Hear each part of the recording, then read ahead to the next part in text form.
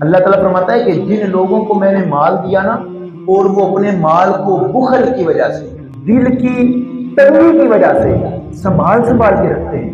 آیت کا ترجمہ کر رہا ہوں۔ اللہ تعالیٰ فرماتا ہے وہ لوگ یہ نہ سمجھیں کہ یہ ان کے لیے اچھا ہے، بلکہ کل قیامت کے دن سَيُطَوَّقُونَ مَا بَخِلُوا بِهِ يَوْمَ الْقِيَامَةِ، کل قیامت کے دن یہی مال ان کے گلے کا طوق بن جائے گا۔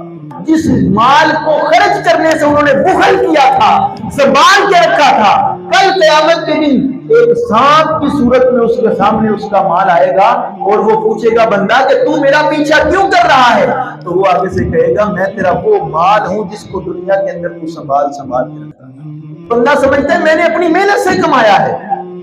اگر تم نے محنت سے کمایا ہے تو ایک طرف تم محنت کرتے ہو، دوسری طرف بیچارہ غریب محنت کرتا ہے، محنت وہ بھی کرتا ہے، محنت تم بھی کرتے ہو، تمہارے سونے کے چمچ تمہارے منہ کے اندر ہیں۔